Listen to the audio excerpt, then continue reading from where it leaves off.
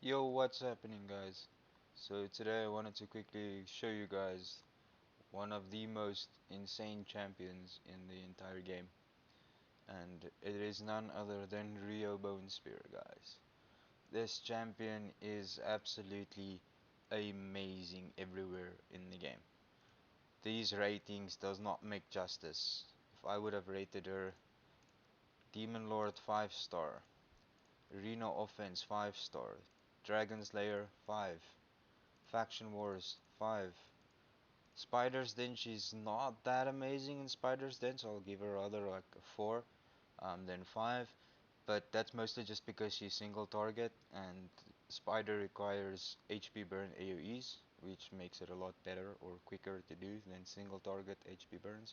So that's why she'll rather get the 4-star rating there. Arena defense, she is amazing. Campaign location, she is also amazing. Minotaur, she is amazing. Everywhere else in the game, she is an absolute menace to deal with, guys. She just slaps extremely hard.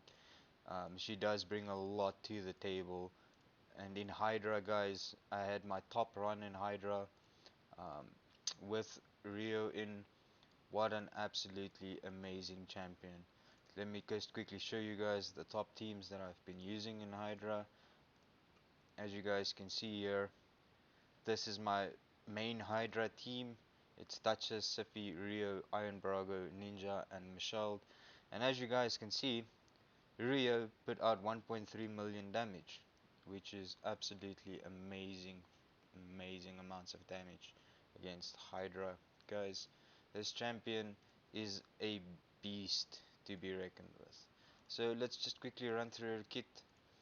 As you guys can see, I have fully booked her out. I have completed her masteries as well, and she's in pretty decent gear for my account level gear. So let's quickly run through it, guys. The A1 attacks one enemy, places a 15% continuous heal buff on the ally with the lowest HP for one turn. Also places a 7.5% continuous heal buff on all allies with 30% HP or less for one turn. This is on an A1, guys. That is ridiculously good. If you do book it for the 4 books, it does only give you 20% additional damage, which is not the greatest because she's not there to be a damage dealer. Then, this is what makes her very special for Clan Boss, guys, and Hydra, is her A2. Places a stun debuff on a target enemy for one turn, as well as an HP burn debuff, a 60% decreased defense debuff, a 25% weaken debuff, a 15% decrease attack debuff, and a 30% decrease crit rate debuff for 2 turns, then attacks the target. And that is on a 3-turn cooldown. So all these debuffs, guys, stun, HP burn, decrease defense, weaken, decrease attack, decrease crit rate, on a 3-turn cooldown. For 2 turns, which means it's just 1 turn where it's not there. That is an absolutely amazing skill and a force to be reckoned with. Then, if that wasn't enough, they brought this amazing A3. Removes all debuffs from all allies, then places a block debuffs buff on them for 2 turns. Also heal all allies by 35% of their max HP and by a further 5% for each debuff removed from them. It is very very long. If you do not book it, it's on 6 turns, but once you do get the books into her, it goes down to 3 turn, same as what her A2 is. That is absolutely amazing skill on a 3-turn cooldown. One of the best in the game. Then her passive.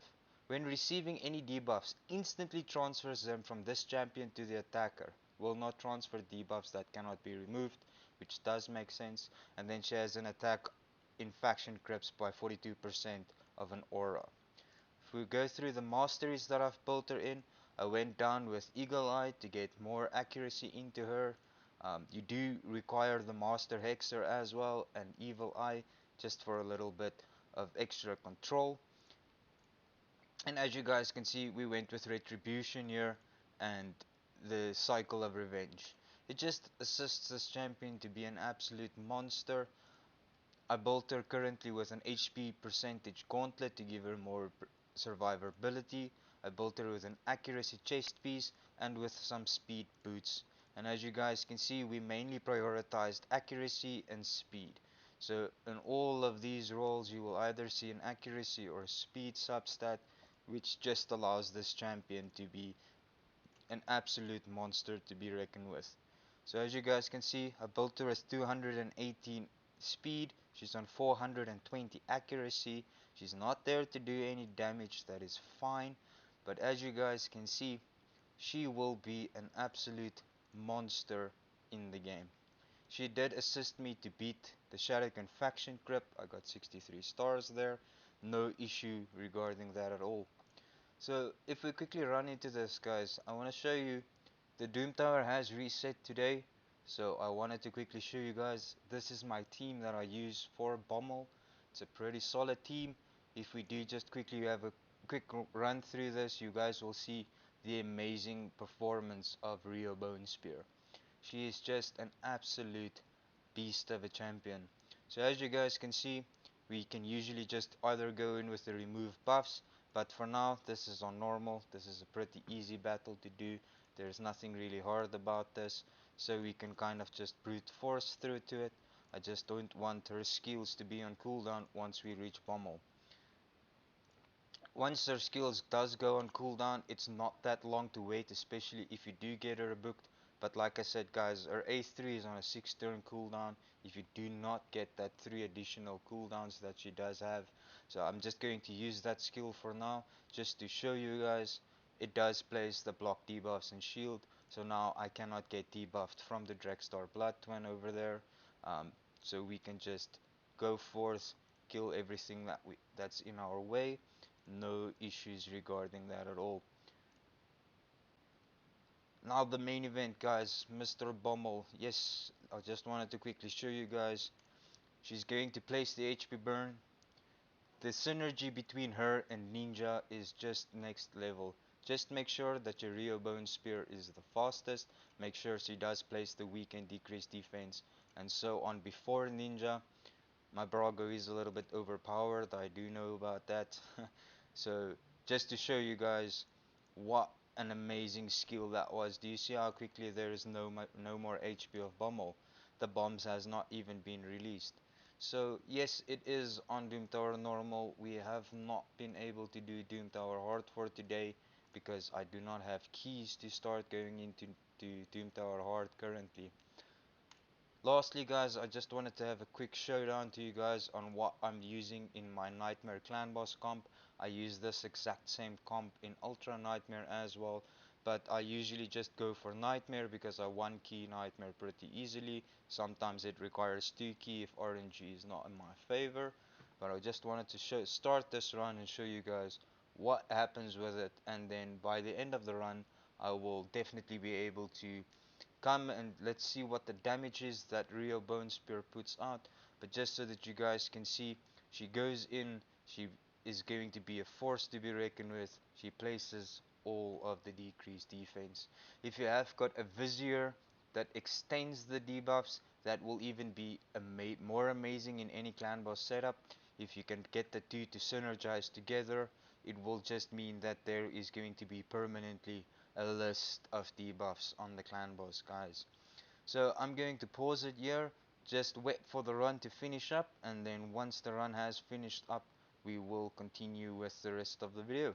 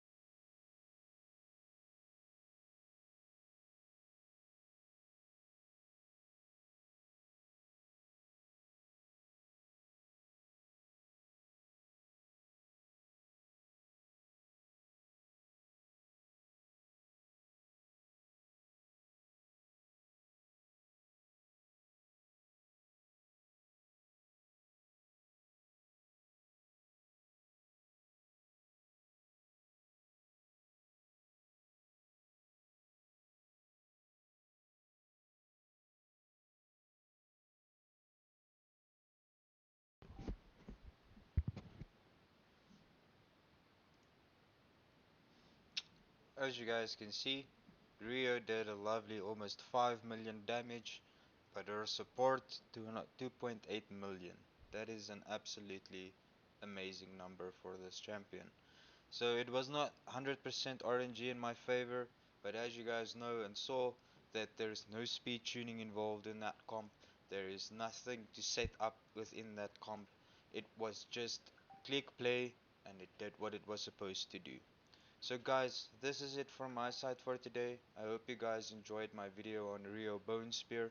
If you guys are lucky enough to have this amazing champion, please invest some time in her, build her, get her as strong as possible, because she is just an absolutely amazing champion.